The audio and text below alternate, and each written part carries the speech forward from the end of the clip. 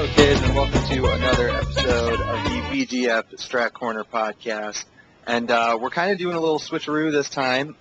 Some things came up with Dan, so we have upgraded our guest speaker to co-host. So I want to introduce my new co-hosts for this this particular podcast, Mr. Billy S2 Sticks. What's up, man? Yo, man, it definitely is an upgrade, I'll tell you that. I know, that's what I'm saying. So it'll be a little weird not having Dan around, but, you know, like he, I don't know really what to tell the people. Some stuff came up, and he's at the hospital visiting somebody, I guess, who's not doing so well, so we're going to forgive him this time. But This one time. Yeah, this one time. I mean, we'll berate him a billion times throughout this podcast, but, you know, I mean, I guess we can understand him missing this, but it is. Every once in a while, you got to wear your vagina, I suppose. I guess. I mean, I never do. It'll always stay cooped up in the attic, but that's how it goes. So Mr. Ship, for the listeners out there who don't know, you are 0-0-0 on the Tekken boards and Funked on the SRK boards. But tell the people a little bit about yourself. You're a Caliber player. That's how I met you. So take it from there, I guess. Yeah, well, I've got a long background in gaming. Started gaming back on PC, playing that Counter-Strike Beta 4, back when the Colt and AK had a scope, and that shit was broke. But eventually I got into playing DDR, because, you know, that's just what you do when you're in high school and you're nerdy, you play DDR. For sure. So I was playing that DDR one day at our local, I don't even know if you would call it an arcade, but at Planet X, which had a Soul Calibur 2 machine, and a friend of ours, who actually is my roommate now, Jeff, and I figured out this weird glitch with the coin machine where if you put $1 and $0.25 in at relatively the same time, it would spit out like $20 or $30 worth of tokens for $1.25. So we were making it rain in there. So with all these tokens and everybody like figuring this trick out, the DDR machine was like booked all the time because everybody could play all day for like $1.25. So I started playing Soul Calibur 2 Conquest mode in between times that I was playing DDR. And then eventually we met a mutual friend of Scott and I's named John Johnson. And he like kind of pushed me into playing versus with him. Real name, by the way, John Johnson. That's yeah, John Johnson. His real name. His parents hated him that much. Named John Johnson. And so I started playing, and then that's where I ended up meeting Sushi. She came out there and told us, "Oh man, I have a whole bunch of friends in Chicago who play this game, and you know, I kind of want to go see them. So if you guys want to head up there and play them, you know, it would kind of be like a cool trip to go to." We're like, "Oh, yeah, we'll go. They can't be that much better than we are. I mean, we're pretty good."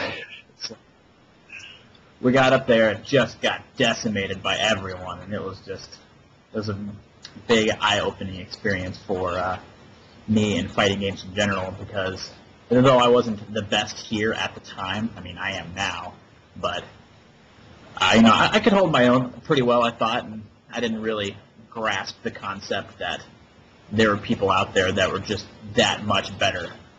So it was a pretty rude awakening when we got there. We went and stayed with Theory, or I believe, what is it called, Bry Fry? No, well, his full name Brian. Yeah, Brian. He actually took the character's name, Brian Fury, but I don't think he's posted on the Tekken boards in like literally years. So maybe you old schoolers will know who he is. All you new school Tekken kids have no clue. The wrath and fury of Fury. You never know. They may come to learn of him once more, because if Caliber 5 is any good, he said he's going to come out of the fucking cage and just make this spectacular comeback. So, you know, most Tekken kids, if Caliber is good, they'll come play it. So. Well, if there's like because I don't know if you've seen the Caliber 5 trailer, but there's like supers and shit now. Yeah. So maybe if they have a super ring out move, he'll definitely be there. So. Oh, you know they will. You know they'll have a super ring out move. God, supers so stupid.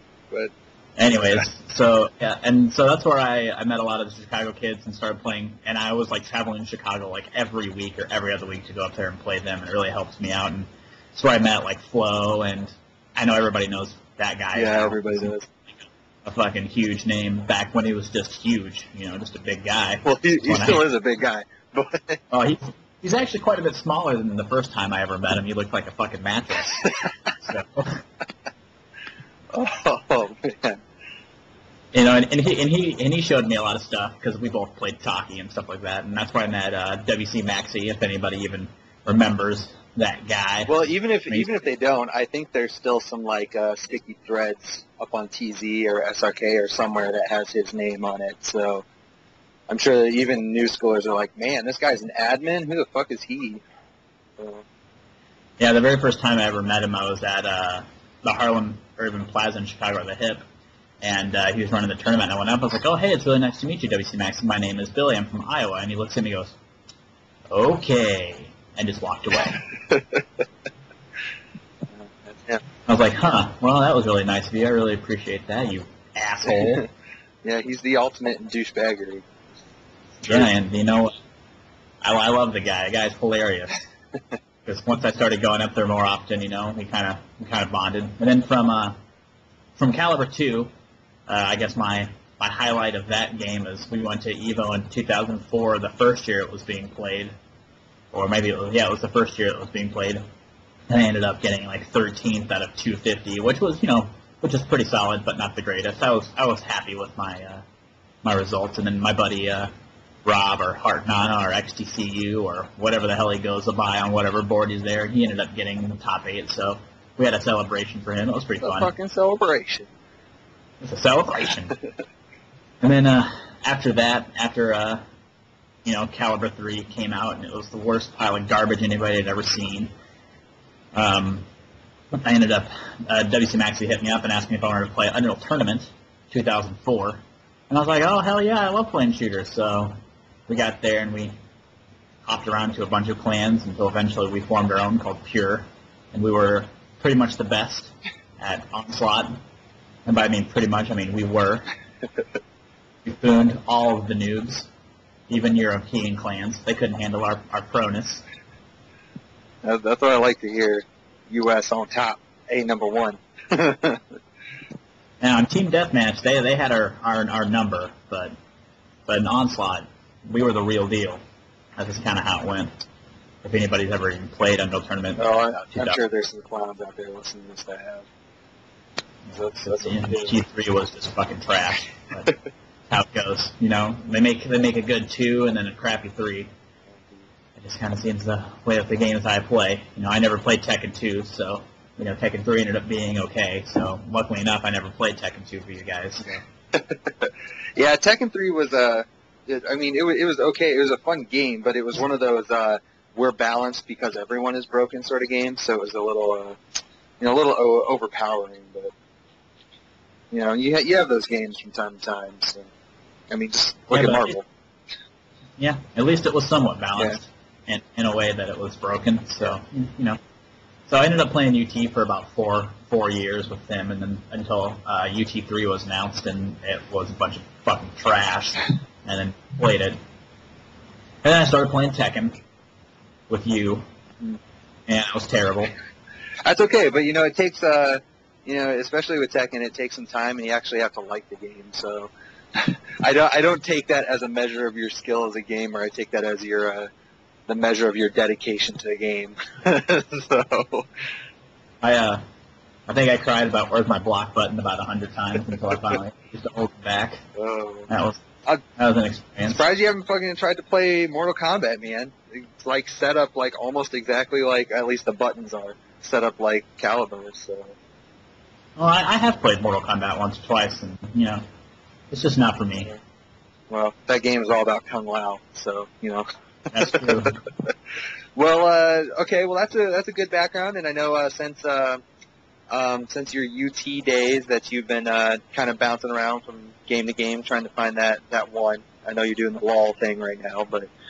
Yeah, playing that League of Legends. And before that, I played that Naruto game forever. That's true. Yeah, you were the bomb. Yeah, into Tyson 4, where me and Ted and Rob were all the juiciest.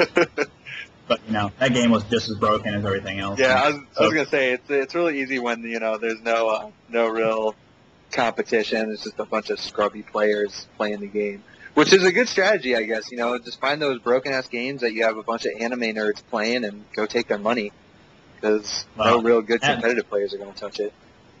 Yeah, at one point, I think Naruto had like 250 people playing it around the whole world.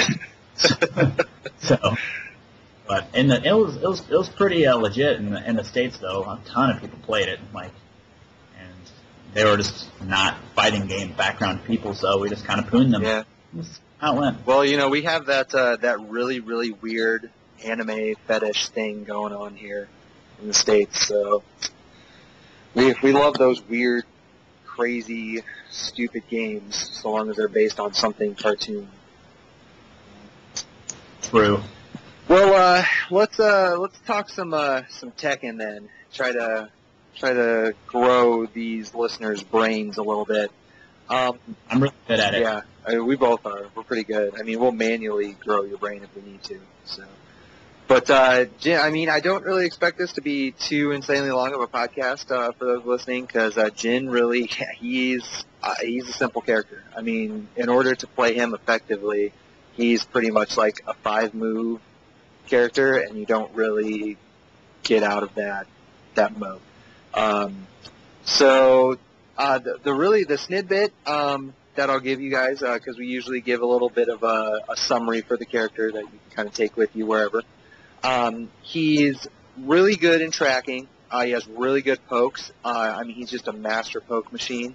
He's a really good punisher, and that's pretty much about where it ends. He is a really shitty juggler. And he has really no wall. His wall game, if he can get you to a wall, is decent, but his wall carry is garbage. What? That's back to one for the win. Yeah, back to one. I backed one 19 times. Yeah. We'll be drilling that into your brain. Back to one is the fucking juice. Man, we need to think up like a really cool name for back to one. I'm trying to think of like something that just pops, but not pulling anything out. But yeah, no, I don't know. 2-1 is pretty much something. Yeah, it's B and B.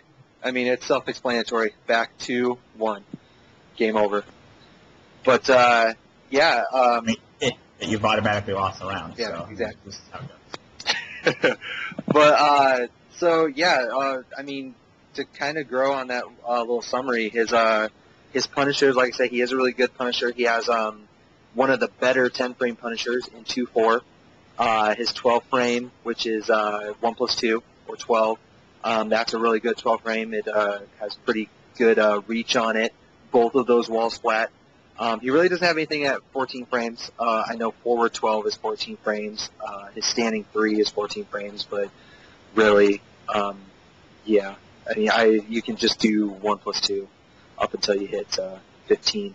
But this is kind of where the problem happens. At 15 frames, he does have his hop kick, but his hop kick is garbage. It's has shitty range. If you don't hit it, counter hits. You have to start the juggle with back 2-1, which is cool. We are back 2-1 fans. But the fact that that's all you have, that's your only option, is pretty junky. I usually like to throw a couple electrics in there, if it is counter hit. Do like 9 electrics in the back 2-1. Oh yeah, of course. And that's your wall carry, by the way, too. 9 electrics in the back 2-1. While standing, he's pretty good. Standard while standing 4 at 11 frames. I really do like while standing 1-2. I'm a big fan of while standing 1-2, and that's 13 frames. And then at 14, he has while standing 2. And while standing 2 is Mad Notes. That's a really good move. That's true. Just throw it out just because. You might as well. Instant while standing 2, done.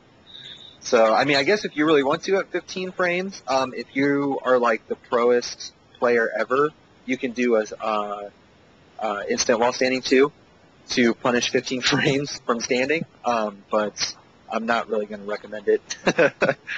I do it every time. He does. Billy, he's good. He's really good. He may not be good at the game, but execution, perfect. So perfect. Don't give him an opportunity. I've had the games like Naruto to practice my execution. Exactly. Those silly anime games. And yeah, so that's his punishing, and again, it's really good. I mean, 2-4 is super solid. 2-4 is just kind of a good thing to throw out there. Like I see a lot of people sidestepping 2-4. You know, really good baits. No, it will wall splat to your right side. Oh no, it'll wall splat wherever, right in front of you. So, I mean, yeah, if you hit him like at an angle, it'll like push him off to the right. So, yeah, and then other than that, I mean, his whole game is just poke, poke, poke. Down forward 1-4 is, for my money, the best poke string in the game. He has back 2-1. Back 2-1 is so solid, especially at range. For whatever reason, like the back two portion of the move looks like nothing. Like it looks like it has like the smallest range ever, but you know he's able to punch you in the dick halfway across the screen. True. That's just how. That's true. He's back to one. I punish. That's pretty much what I kind of like my long range punisher or mid to long range punisher I use is back to one. His long range game, I'll actually give him the benefit of the doubt. It's pretty good because and you have Demon's Paw, which has been solid ever since they put it into the Tekkens. He also has forward 4 snap kick. Snap kick is fucking way solid. And not only that, but snap kick I know for sure is safe. Technically, Demon's Paw is not safe. It's -11, but most of the time the pushback gets you out of the hole. So, and snap kick leads to fucking massive damage if it hits on counter hit. So yeah, I mean his long range game is definitely saucy. And then yeah, you can just kind of sit there and just be obnoxious with back 2-1. I mean that's kind of the point. So, but. Let's see what else. Back 4 is a pretty decent poke. Knocks down.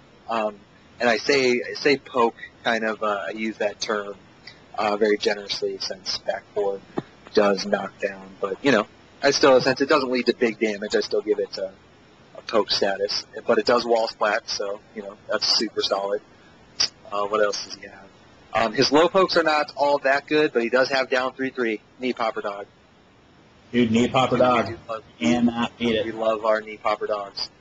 Down back 4 is good, but I mean, if you're going to play a top tier Jin, basically you're going to stick to Hell Sweep and down 4. And down, I mean, unfortunately, unless you're already in crouch, Jin does not have a generic toe kick, which I'm just going to kind of bring out the spirit of Dan in me right now and say that his lows are kind of garbage because he doesn't have that low kick. We love our generic lows, and you need some toe kicks. You have to. I mean, he has I do like down 4. Dan hates it. I don't know why he hates it, but I think he has this perception that like down 4 is launch punishable, and it's not. It's negative. Okay, for those out there who are not aware, down 4 is only -13 on block. And at certain ranges, it's not punishable. So, you know, I mean, yeah, I like that move a lot, and it'll go under highs. I don't think it crushes, but it does go under highs a lot because of the animation. So, but yeah, you're pretty much just going to stick to down 4 and Hell Sweep. And I will give him this much: most Hell Sweeps do not juggle. So, I mean, he has that going for him. I mean, it's kind of crap-ass juggle, but it's juggle nonetheless, which is always good. Yeah, and that's, I mean, at least me personally, I know you kind of get fancy with your back 2-1s, but I pretty much just do a lot of down forward 1-4s, Hell Sweeps, and that's pretty much it. And occasionally I grab. But, yeah, I mean, I do a lot of 2-1. Yeah, yeah, I can't forget about that. 2-1 string is boss as well. Yeah, I do like 2-1, down forward 1, back 2-1, down 4, Hell Sweep, knee popper dog. I throw out some electrics every once in a while. Yeah. If I'm feeling saucy, I'll throw out a electric wind, thunder, god, hook, fist of justice, which is unblockable. Yeah. It's unblockable. Yes. And yeah, a lot of people are gonna probably complain that we're not talking more about the Crouching Demon, but I mean it's cool, but Yeah, I don't really think it's all that good. And that's the back one for those scrubs who don't know CD. But I mean, it's really cool because you can do back one, forward, and you can just do that over and over again, and it looks really sweet. I mean, that's actually why I started playing Jin, because of that cancel. I like to creep on folks, and when he's back one, and he's just creeping all over you. That's true. That is a creeper stance. Jin is like the ultimate creep of the game. He's like, oh shit, they saw me. Let me go into my creep mode. It's like, oh, are they looking? Let me press 4. Oh shit, they saw me. Go back into creep mode. And it has it has really good, speaking of creeping, it has really good evasive properties. And I do like the 1-2 out of it. I mean, that's a baller move. But it's -10, so I mean, I guess you can spam it on anybody who has shitty 10-frame punishers, but there's a lot of characters out there that have good 10-frame punishers, so I don't know. And he has his flying jump kick out of it, which is pretty sweet. I mean, that gives you advantage. And I guess that's another big weakness to his game, at least for me. Like, he doesn't really have a whole lot to advance his game. You know, he doesn't have a whole lot of pressure moves because he has that forward 3, forward 3-3 is another one. But, like, all that stuff is so slow. And like, forward 3 is super close range, too. So exactly. And so is forward 3-3. Same thing. It's like shorter range than his freaking jab is. That's why you have back 2-1, you know? And we just go across the screen. And, speaking of, like, the whole pressure game, he has his L sweep, which is cool. I mean, you have to abuse that in order to get people ducking.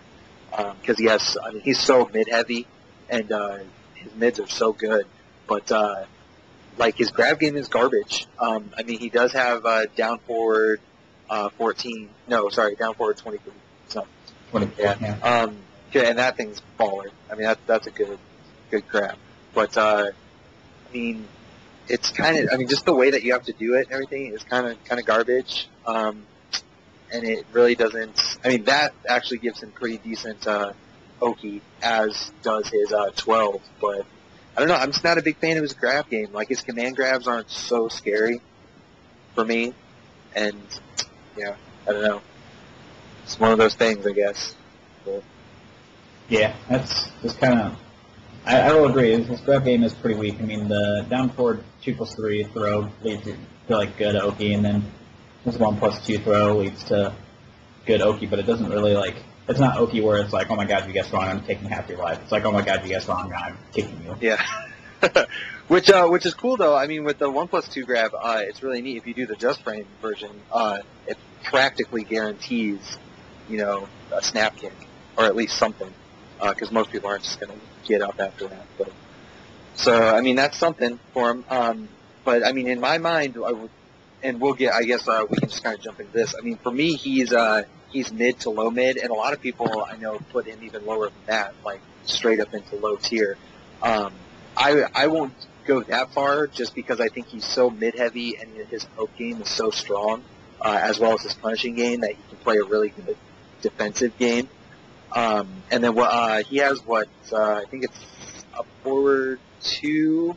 No, that doesn't sound right. Yeah, he does a little mid punch and he sidesteps at the same time.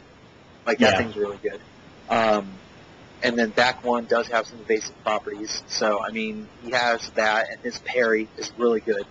And for those who aren't familiar with Jin, his parry is a little different than your average parry. Rather than doing something to the opponent, he pushes himself out of the way, which means that he can, I believe it can actually parry knees and elbows as well. So he just kind of shoves himself out of the way, negating his own block stun. So, if you are good at doing it, a lot of that can lead to can kicks. So, for free juggles. His parry is really good. So he has a really good defensive game, and because he's really strong on the mids and he's really strong on the poking, he can kind of sit there. But if you just back off, you shut him down, essentially. Yeah. That's all you really need to do. What else? his tracking is really good for those out there. If you're playing against a Jin or you're having problems with Jin, I mean, I really wouldn't try to sidestep at all. It's really not worth it. Everything he has tracks. I mean, you'll just get jaw checked a lot. So I really wouldn't rely on that. But yeah, if you just play even like a half-assed defensive game, he might do it. So it is what it is. Yeah. I mean, the only low he's really going to do that's going to equal any sort of damage is his hell sweep. So that's just. And I do. I mentioned earlier, I do like down back four. Down back four is juicy, and there are some setups for it, and that leads to a juggle on counter hit. But I mean, it's really slow. It is really slow. Yeah. It doesn't have the best range in the world. So. I tend to abuse the crap out of that move. That's true. So. But, I mean, you make it work, you know. You just, you have your own little setups, and you're like, hey, check this out, counter hit.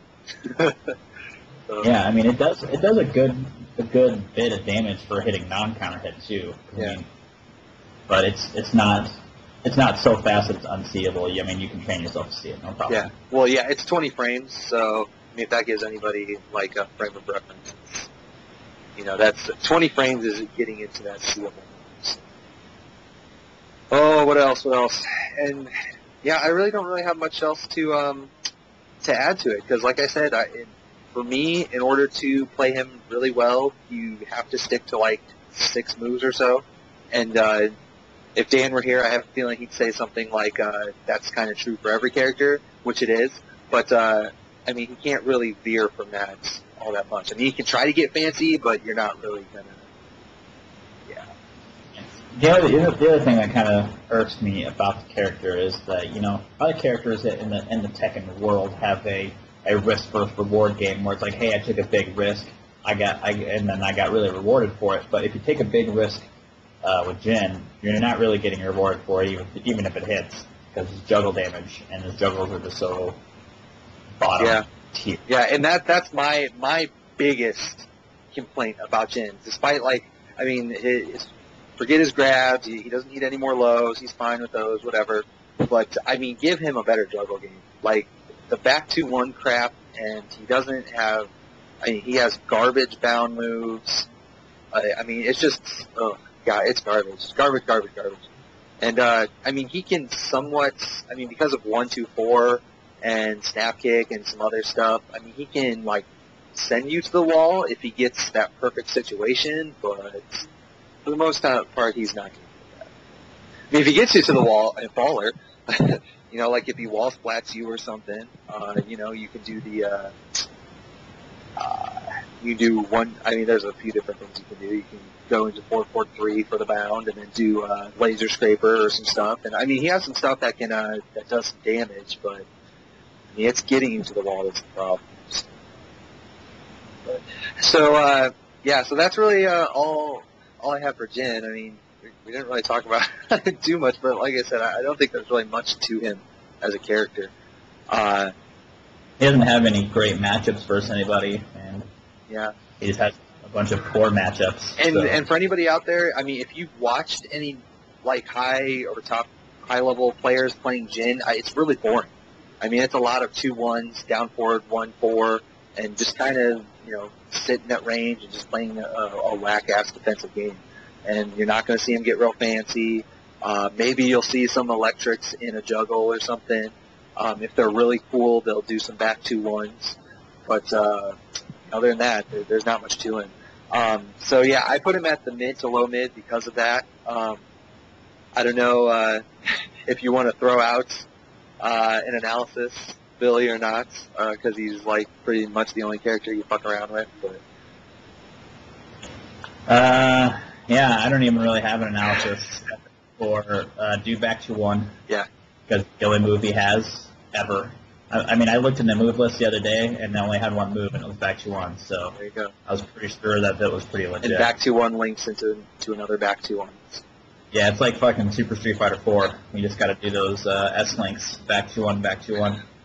And if you hit a counter hit, it launches for me. For you. I mean, I haven't gotten the timing down for that to launch, but yeah, I guess for you it launches. So that's something. But I mean, but for real talk here, yeah, I tend to play Jin not safe and not pokey, just because that's what I find fun with the character, is trying to be flashy and doing ridiculous stuff. But when I actually want to try to win a game, you just have to play pokey and defensively, and just hope that the other person runs into everything you've ever thrown at them ever. Yeah, pretty much.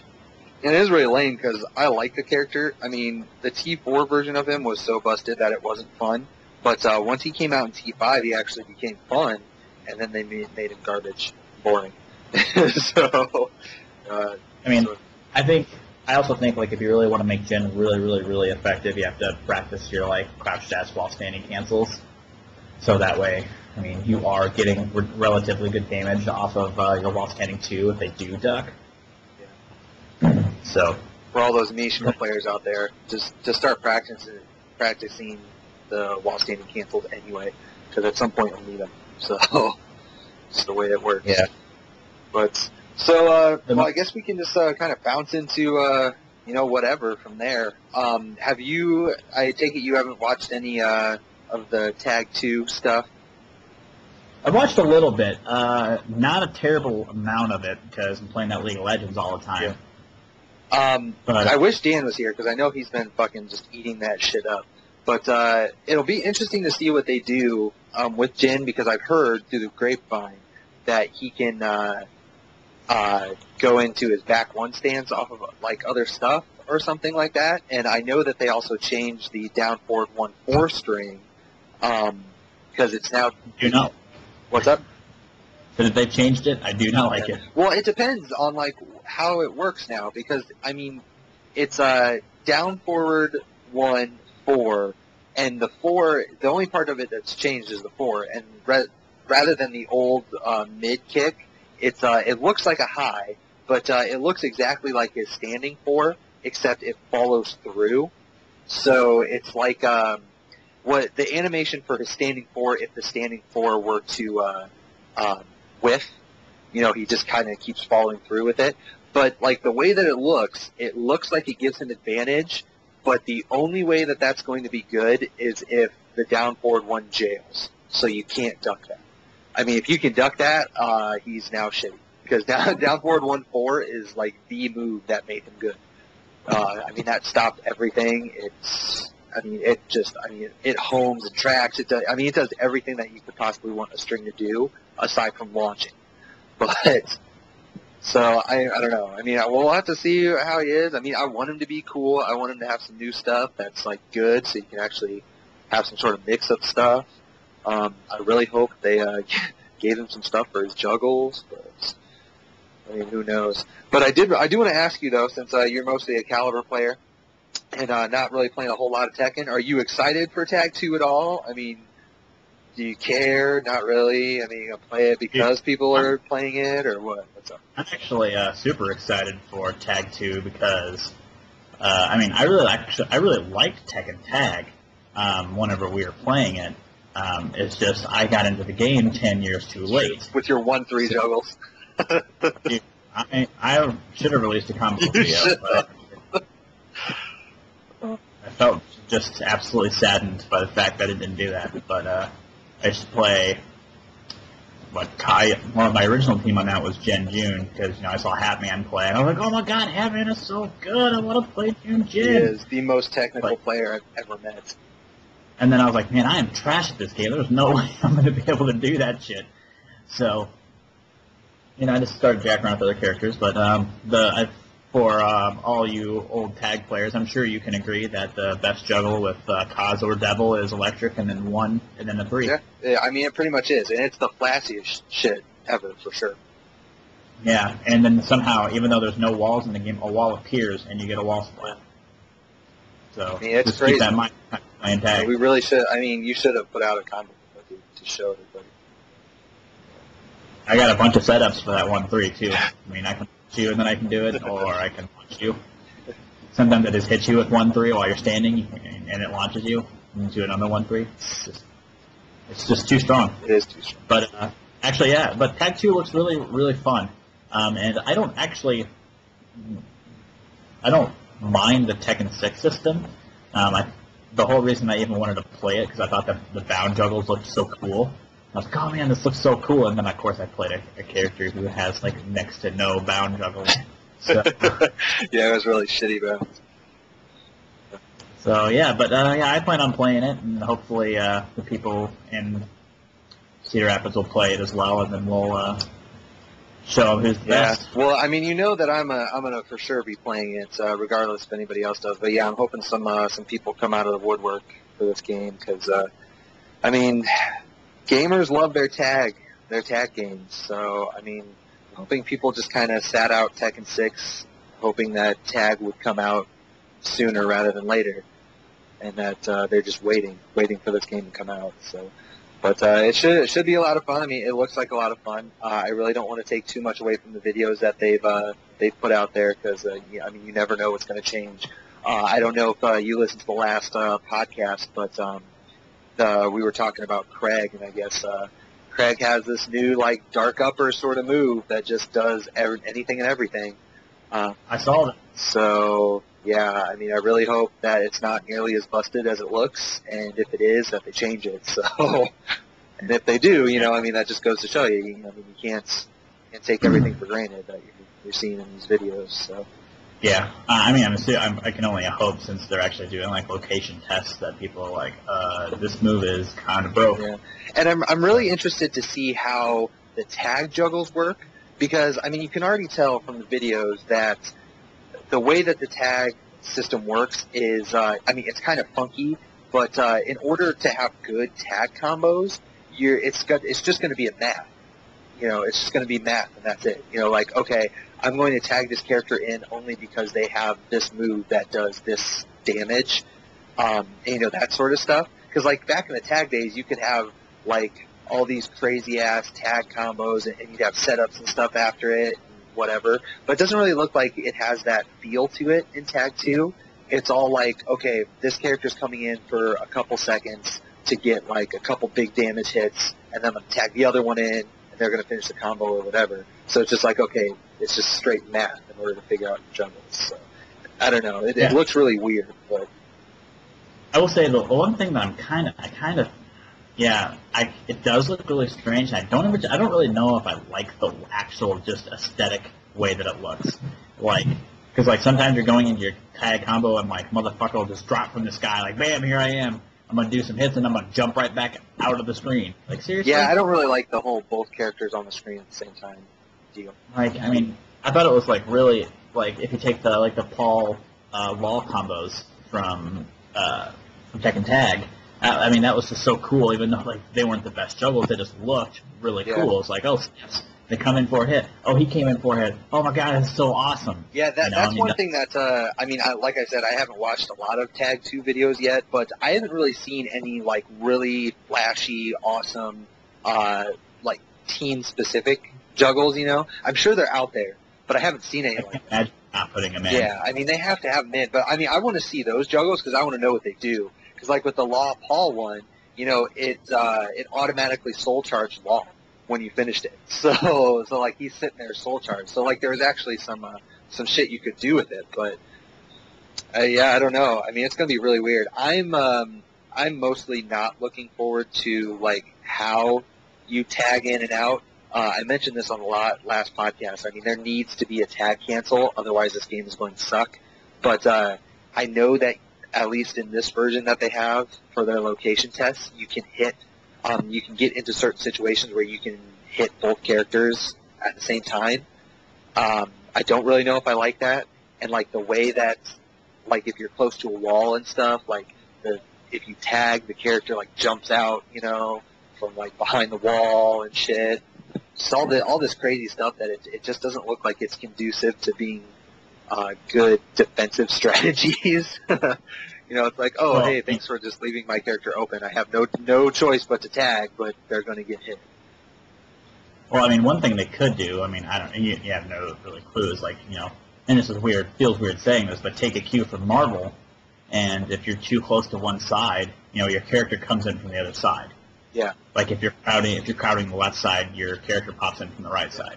Yeah, you know, I agree. It does feel weird saying that something should be taken away from Marvel, but I actually do agree with that. I think if you are close to a wall or something, that would be a really good mechanic that your character just comes in from the other side.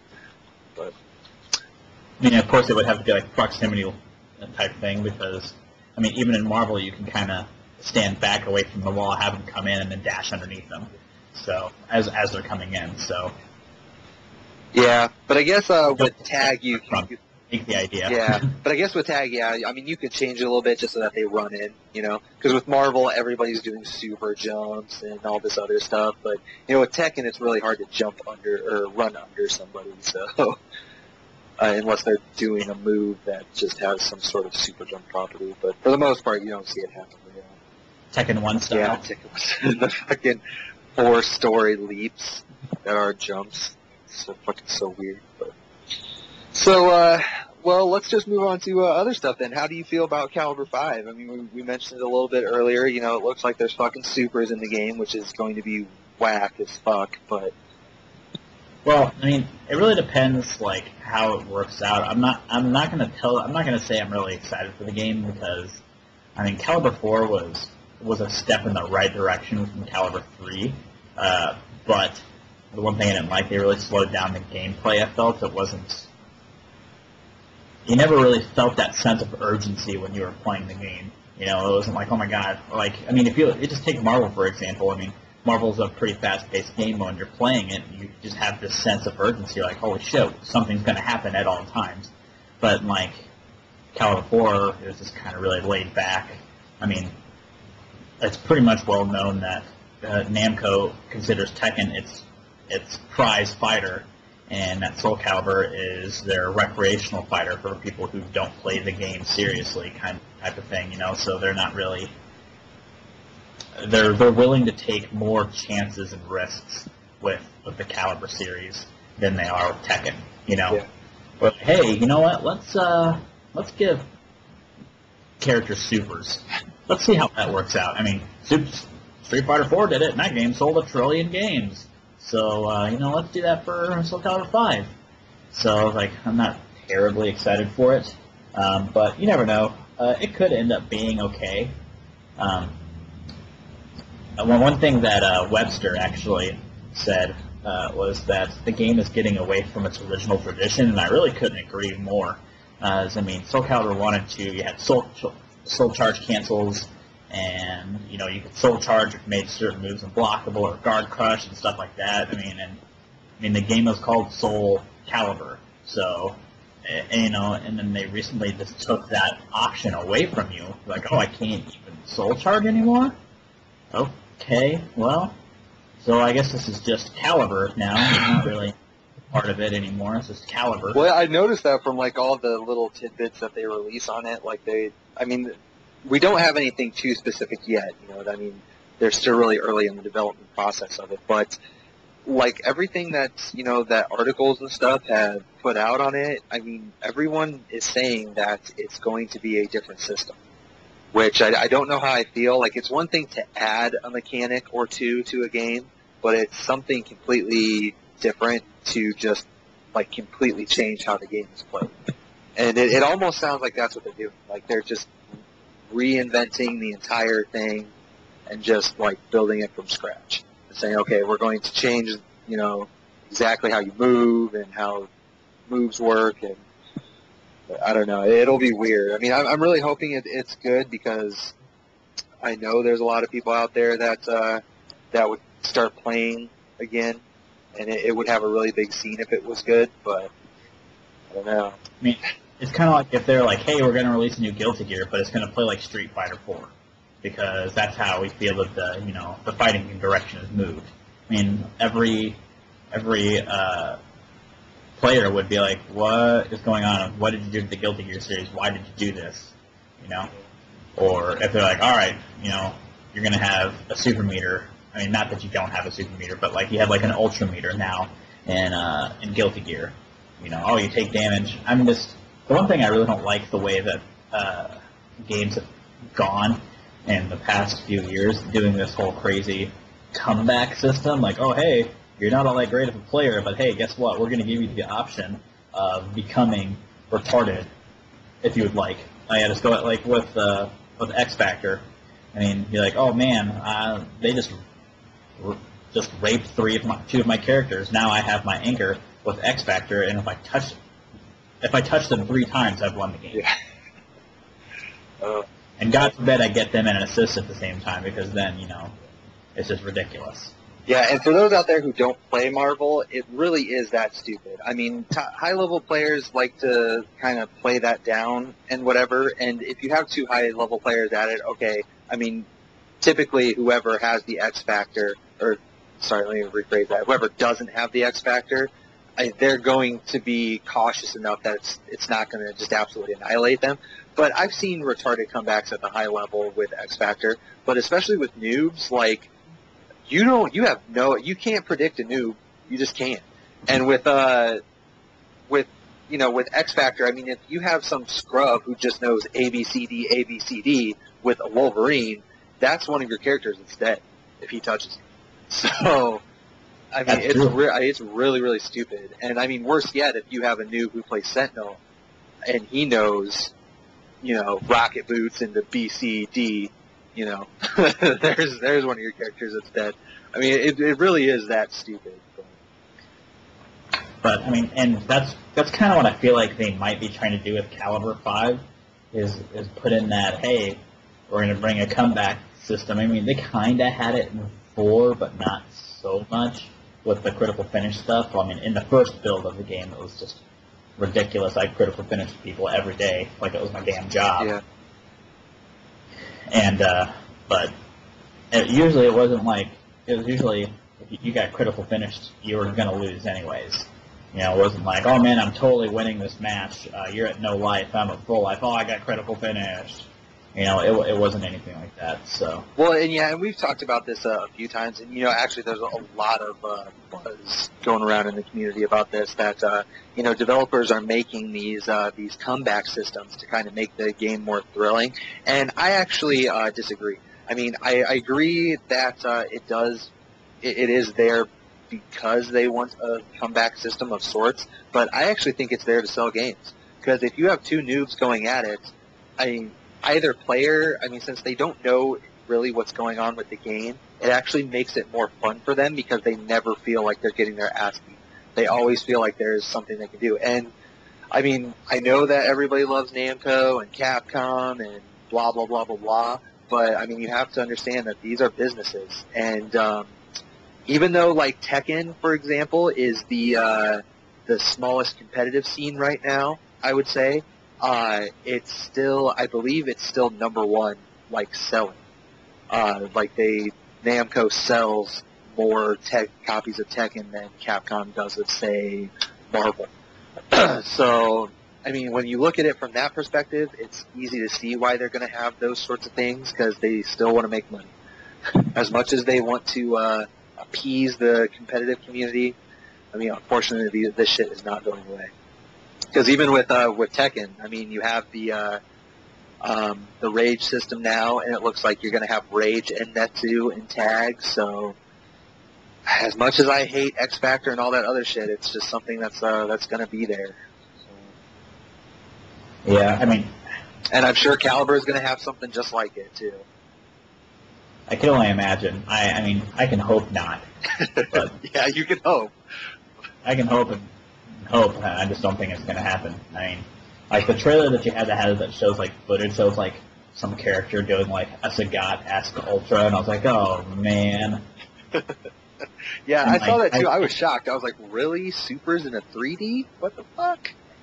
And I didn't see like a guard impact at all, so I'm kind of worried it took away GIs. And I was like, huh. Well, I don't know. I'm getting kind of old anyways, so I'm not going to...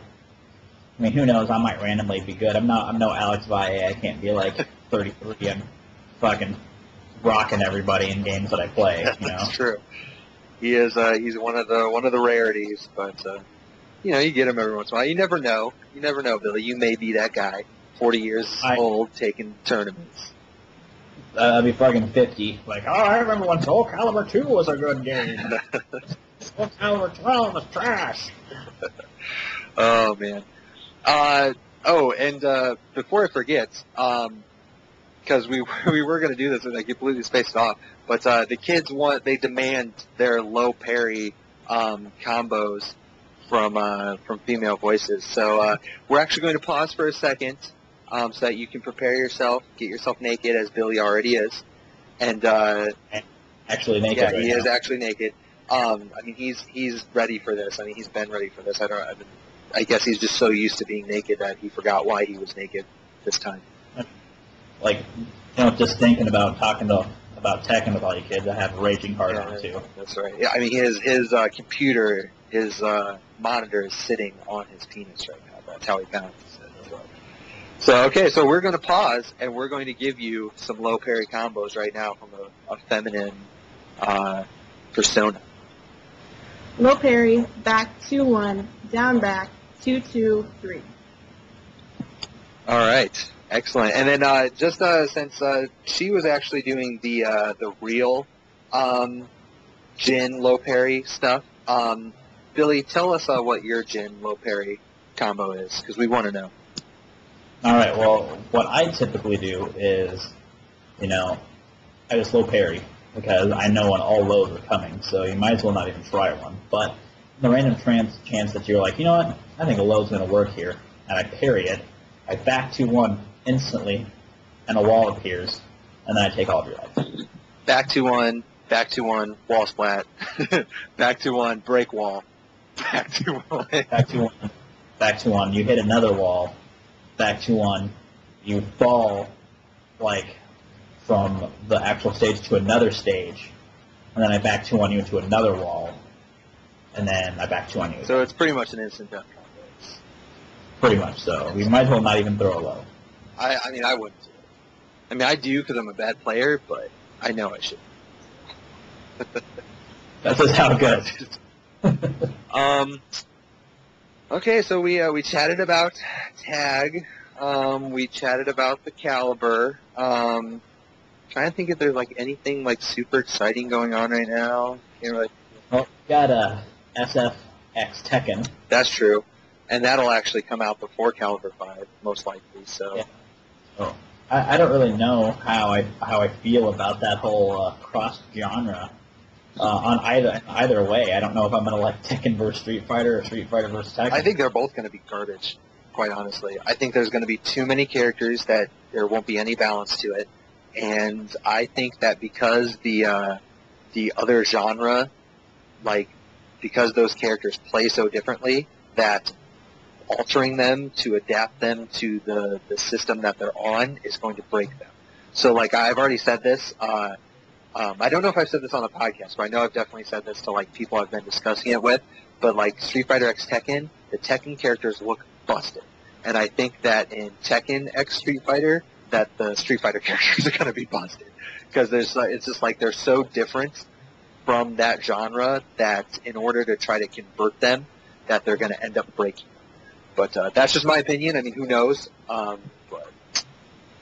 Yeah, I mean, some of the footage I've seen for SFX Tekken, like I've seen like Craig like air throw people like 90 times. Yeah. I was like, oh. And that's one of the reasons that I said that or started thinking that to begin with is because Tekken is already grab heavy as it is, but grabs are really, really fucking busted in Street Fighter, but there's not a lot of grab options in Street Fighter. Like they're pretty good at keeping the amount of command grabs and stuff like that down, but when you start giving characters tackles and stuff like that, I just think it's going to get really busted. Like, I'm predicting it right now. Fucking Craig and King, top two characters in that game. Yeah, well, I'm definitely playing Craig. Oh, you have to. He looks way busted. He looks super good, and I do play Craig a little bit and sticks. So, I mean, I just can't wait to tackle people over again. Like, oh, snaps, I blocked your sure you can tackle. Yep. Half-Life. Because now I'm going to juggle you because I'm a Tekken character, and I can juggle. I juggled you from the ground. Sucked for you. Yeah, pretty much. Yeah. And then at Tekken vs. Street Fighter, I can't wait to do like triple shoryukens. Yeah, that'll be interesting. triple Shoryu into, I don't know, Hurricane Kick Bound into 2 more Shoryus. I mean, who knows how that's going to play. I mean, if they should like go back to the Tekken 3 system for that game, I think that would probably be the best. Just break everyone? Is that what you're talking about? Yeah. Just let everyone... Everybody ridiculous. So that anybody can play who they want to. Well, and I have this feeling that, like, neither game, like, for the first couple months or so, maybe a lot of tournaments will pop up for these games and, you know, people will play them and whatnot. But I really, because there's going to be so many, I mean, you just know that there's going to be so many characters for both of those games, that it's just going to be so insanely hard to balance it that I don't really think they're worried about balancing it. I think they're just worried about selling games. Like, I think they see how successful Marvel vs. Capcom is, and they're like, well, maybe there's a really easy way that we can put 1 billion characters in a game and then just release it. And I think that's what they're doing. I think SFX Tekken and Tekken X Street Fighter is just a money-making machine. I really don't think that they care what the competitive scene thinks about these games, because if you have any Street Fighter players who hate Street Fighter X Tekken, well, it doesn't matter because you still have your Street Fighter that you can go play. So I just think that they're going to be really busted, and they're not really going to be all that good. And they're going to play. People are going to play it for a couple months, and they're just going to put it down. That's very possible. I mean, I am going to give. I mean, you never know. That's true. You never know. 1 million chance where the game ends up being good, and it has really long longevity, and they end up making sequels. But that doesn't really seem to happen very often these days. I mean, it'll be interesting to see like how it all pans out and whatnot. I just I don't have a lot of faith in that stuff, but not, to be honest, I don't really need it because I have my Tag 2 coming out, so I'll be happy for a little while. You know, we're right on the horizon of getting that the new Street Fighter 4, so all the Street Fighter kids will be happy with that, and then I'm sure after all these cross-genre games are done being released, you know, we'll get Caliber 5, maybe that'll be good, and then they'll probably have another Street Fighter right after that, so. Yeah. About like Super Street Fighter 4 Arcade Edition Turbo. Yeah, that's it, probably exactly what it's going to be called. So, I mean, because, you know, Street Fighter 4 is basically the reincarnation of Street Fighter 2. Well, not really, but spiritually, not so much gameplay-wise, but... Street Fighter just in general is just a weird game, but like especially 4. 4's just goofy. 4 makes you work so hard for the small amount of damage that you get. They're like, all right, you want to do a combo? We'll link these 9 moves together into one of your normal moves, like a Shoryuken. Yeah, and it's all like, you know, like really. I'm not going to say it's the most strict timing, but I mean some of those links are really stupid. Like really. I'm getting an extra 5 damage, and I have to do a just frame. What? Yeah, I don't know. I guess there's like, I didn't really dabble in the game too much, but I know there's like the plinking method that I never really got into. It makes it somewhat easier, but it is what it is. Yeah, I wouldn't do that. I would, if I actually played the game seriously, and if I ever do actually sit down and play it with anybody, I mean, I'm not going to fuck around with the linking system. I'll, like, pick a move that I can link into a super, and I'm going to just stick with that. That's going to be my linking right there. Otherwise, I'm just going to try to hit you with heavies and do some overheads and grab a bunch. And that's the end of my list. So you're gonna play Super Grab Fighter 4 instead of Super Fighter 4. Yep, that's exactly what I would do. But, you know, that's how the game is, you know, it's how they decided to make it, so, and lots of people like it, which is really weird to me, because, like, it from what I can gather whenever I talk to anybody, people, like, Street Fighter players seem to like Third Strike a lot more than they like Street Fighter 4, but way more people play Street Fighter 4. Well, you know, Third Strike's 10 years old, people are tired of fucking looking at it. That's true. So. That's very true. And I guess you know, Third Strike never had the online community like the you know, like the Xbox Live community, and now you do. So you have a lot more people coming out to tournaments and shit. But Yeah, I mean, you kind of look at it this way. You know, you've been sleeping with a girl for 10 years. Yeah, you know she's good, but a new girl comes along. You're like, hey, I'm going to sleep with a new girl now. She's not all that great, but she's new. So, you know, let's keep doing that. I really like that analogy. That was, like, fucking spot on. I can't expand on that whatsoever. Oh, man. All right, well, I think we've kind of exhausted all of the hot topics right now.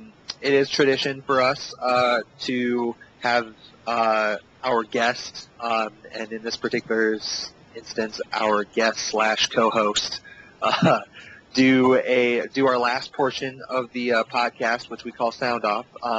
And I know you're an almighty troll, Billy, and I know you rage on a lot of things. So I'm gonna just open the forum to you and give you your soapbox, and you can just rant on anything that you want to rant on.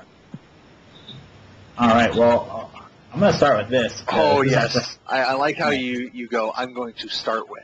Yeah, I'm going to start with this. So, me and my buddies went out to the strip club last night, right? I got over to my buddy's house, and they were all drunk, and they're like, hey, can you drive us to the strip club? I'm like, yeah, I can drive you to the strip club. I'm not drinking. That's totally fine. But you got to pay for my way in. That's just how it is. So they're like, yeah, fine. So I actually have no money on me at the time. I didn't stop to get any money. I'm not going to get any money. I'm just going there to babysit.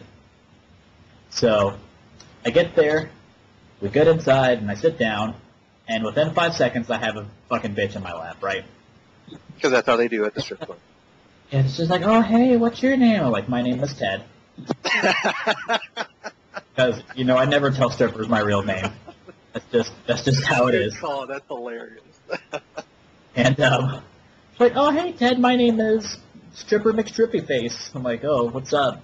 She's like, oh, where are you from? I'm like, I'm from the Dirty South. Because, I'm from the Dirty South. Sure, so, and she's like, oh, I'm from Florida. I was like, why are you here? She's like, oh, I travel. I'm like, you travel and strip? She's like, yeah. I'm like, well, that seems like really lucrative for you. I mean, you're not terribly attractive, so maybe you got to go to where people have lower expectations. I don't really know. And she's like, you want to go play? I was like, what? You guys have Nintendo back there? And she's like, what? I was like, yeah. I mean, what do you mean? What do you mean play? She's like, why don't we go to a private dance? I'm like, I have no money. She's like, why are you lying? What? Excuse me? Why are you getting on me now? Like, I told you I have no money. She's like, well, how did you get in? Like, Jesus Christ. My friends got in, or paid for me to get in because I'm, driving for them. And she's like, I don't believe you. I was about to say, bitch, you want to see my wallet? I'll show you. I have no money on me. And so I was like, okay. And then she's like, well, have fun. I was like, well, I came here planning on having fun, but I appreciate you letting me know that I could have fun, So I was kind of irritated by that. And then 5 minutes later, here comes another bitch, right? And she comes and she's like, can I sit on your lap? I'm like, yeah, fine. You can fucking sit on my lap. And she's like, oh, what are you doing? I'm like, I'm sitting here with you on my lap. And she's like, oh, hee, I'm a stripper. I was like, yeah, I can see that. And she's like, you want to go to the back room? I'm like, nope. She's like, oh, why not? I'm like, I have no money. Well, how did you get in? I'm like, what the fuck? Why do all strippers assume that since you are at the strip club, you are there to get a private dance from them?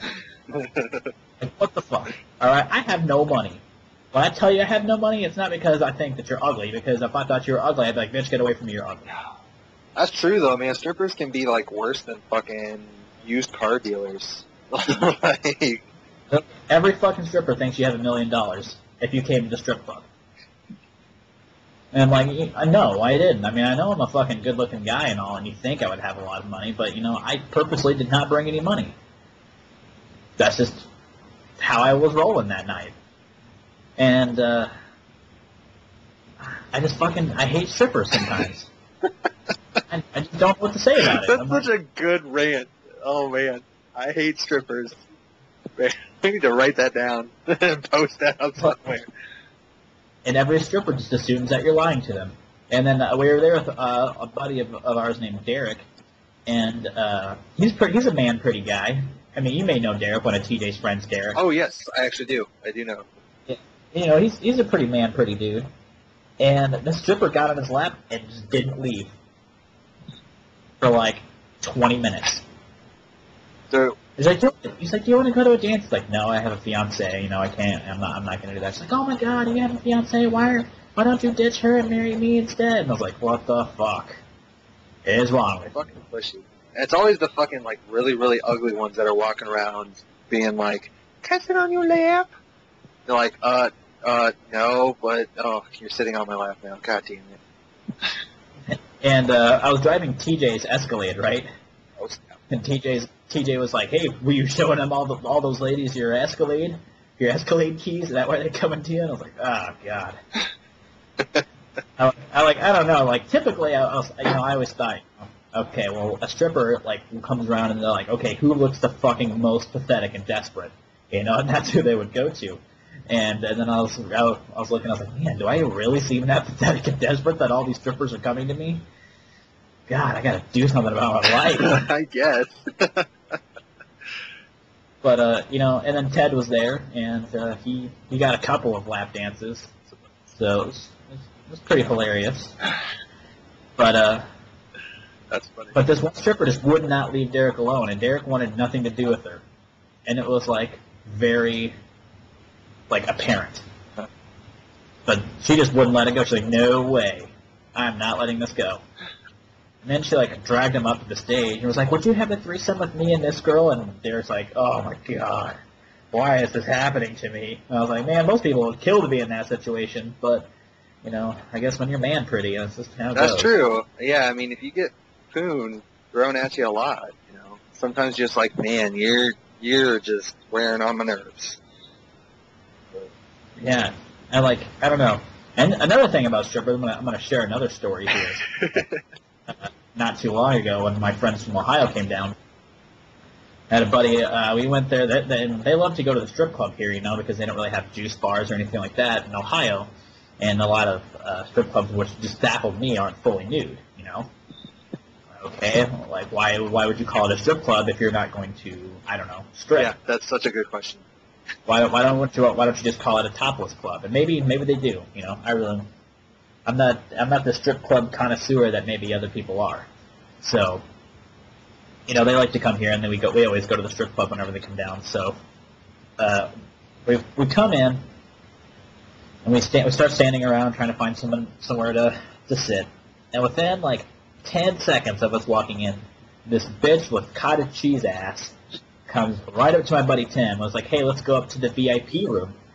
And Tim was intrigued. He was like, okay, how much is it? She's like, it's $200. Tim says, no. Go. But I don't know if you know this, I'm a gamer. No way I'm paying $200. I'll pay $200 to, for a money match. Yeah. But for a stripper, get the fuck away from me. You're not going to give me $200 if I somehow win the strip club game. And so, holy shit, I have someone at my door. Hold on. Hold that. Stop for a second. Copy.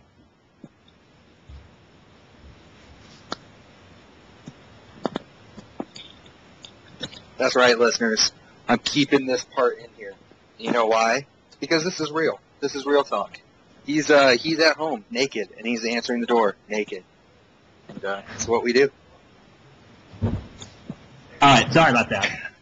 So, I had someone at the door. That's cool. So what was I talking about? And what did you just say? No, I was just talking to our listeners about how I'm keeping this part in.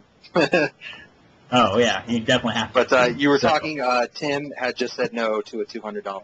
Oh, yeah, so Tim said no to the $200 VIP room, right?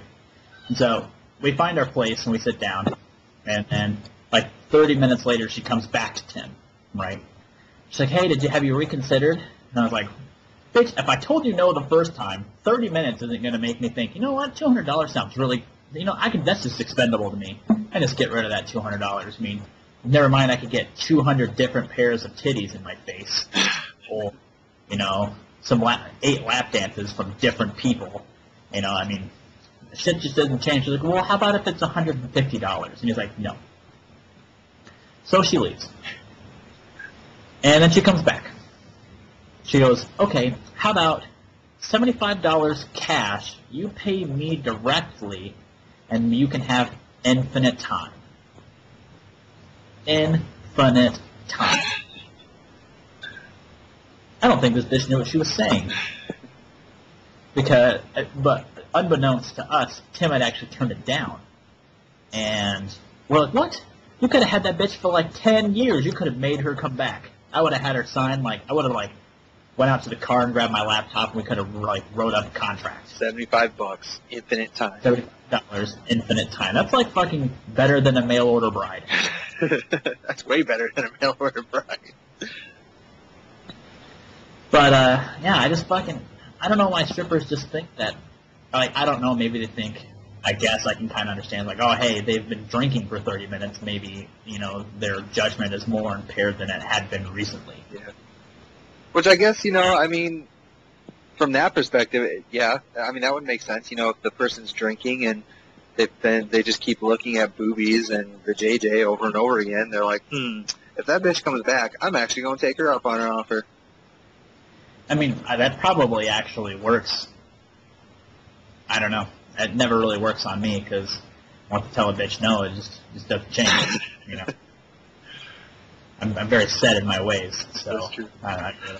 But so that's going to end my stripper rant on that because I like it. I like the stripper rants. We haven't had a rant on strippers yet, and and we like to get some variety because the first few rants that we had were like gamer based and based on the, you know, like what was going on in the community or a specific game, and then we got one. I think it was Sloot who ranted about his work schedule, how he fucking hated work.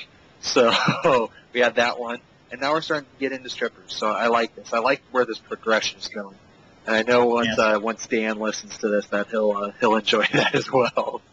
So the next part of my Extends, by the way. That rant was sponsored by Extend. It was because my penis was getting extended yesterday. There you go. But the second part of my rant is, you know, this is going to go on girls as well. And it's going to go on to girls with boyfriends who want to have sex with them.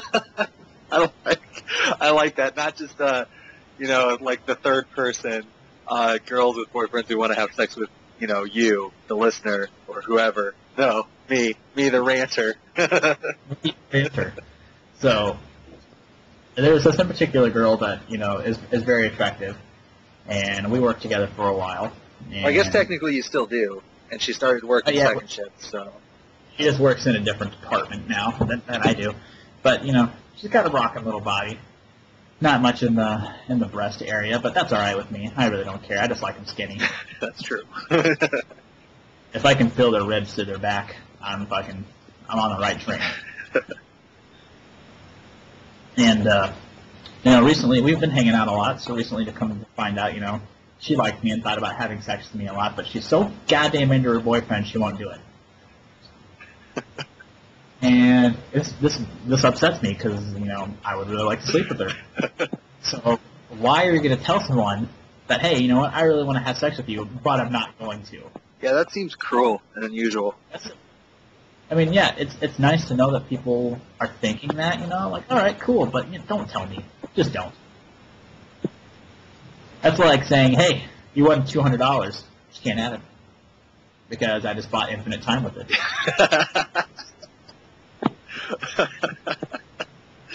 Oh, man.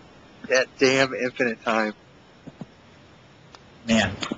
And I actually saw her at the strip club last night, you know, and she wasn't with Tim, so I was just upset. Did you, like go talk to her? No, because I was afraid that she might think I was lying to her about something, since all strippers think you're lying. So. Oh, gotcha. Hilarious. Oh, man. And then, so there was that in particular situation. And then there's another girl that I worked with when I worked up in the contact center, and she was actually, like, married, but she still wanted to have sex with me, and I'm all right with that, you know. But I don't know her husband, so, you know, let's get it out. Yeah, you know, I'm actually going to interject here real quick because a lot of people, and usually it's women, seem to, like, have this problem with the person that is being cheated with, you know? Like, you have nothing to do with the relationship. You just happen to be on the receiving end of the person who's cheating. And, like, that person gets a lot of the blame, and I think that's bullshit. They don't know him. They're not breaking any of their morals. I mean, they're not dating anybody. So they're not cheating on anybody. But I run into that a lot, like, oh, I can't believe you could do that. Blah, blah, blah. It's like, I don't care. I just want to throw that out there. That's kind of bullshit. Because I mean, you have nothing to do with the situation. So, and you're not breaking anybody's trust. You know, you don't know any of these people. So, I mean, and I totally agree with that. I mean, if I had a girlfriend and then she cheated on me with some random dude, I'm not gonna go beat that dude's ass because had I been in his situation, I would have done the same shit. Absolutely. I'm gonna be like, you know what? I'm not in particularly, you know, I don't in particular like he had sex with my girlfriend, but you know, you did what you had to do. You know, I might give him like a pat on the back and then tell him to go away. Yeah, I want nothing to do with you, but I don't hate you for doing this. Yeah, I mean, shit. I mean, it's just in our fucking DNA, you know. Fucking beat up that pain. Yeah. So. And so, but, like, her husband, like, treated her like shit, you know. And I was like, well, let's fucking get it on. She's like, oh, I can't. I'm married. I'm like, but you don't like your husband. You're going to get a divorce from him, but you're not going to have sex with anybody else. I was like, okay, well, maybe she wants to have sex with me, but she's not going to. She's going to have sex with somebody else. Nope. I talked to other people who I guess she had the same thing with, and they wouldn't have sex with her either. And I was like, she wouldn't have sex with them either. So I was like, huh. Maybe bitches are just looking for attention. Oh, I'm sure. I mean, I can't believe I said that. Bitches are looking for attention. So, that's usually how it goes. So, yeah, I've been in a couple situations like that. I got the girlfriend now that I'm probably gonna be with for a long time, if not forever.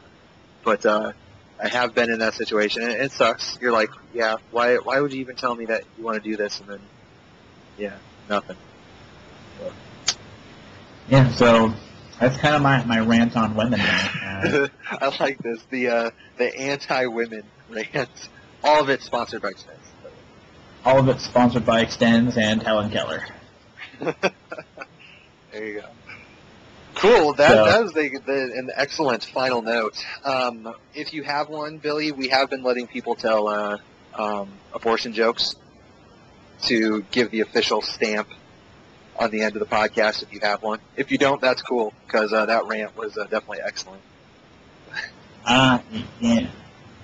I really don't have an abortion joke, unfortunately. I guess the only really anything that has to do with abortions, you know, is any time that I see a bitch that's pregnant and I think that she should not be, you know, giving birth to a child because their child is doomed to idiocy. I should look at them and scream Falcon Punch. Yeah, we do like to abort via Falcon Punches, because it's a good way to abort. But and then preferably you Falcon Punch down the stairs. Down the stairs, and then you elbow drop them from the top rope. Yes, more fucking Randy Macho Man Savage fucking tribute. I like that. That's excellent. Oh. I'm officially going to end the podcast on that note. So thank. Okay, I do have an abortion. Oh, okay, throw it out. Okay, so what do an airport and an illegal abortion have in common? I don't know. A hanger. Ooh, nice. I like that. That was a good one. Never heard that one before.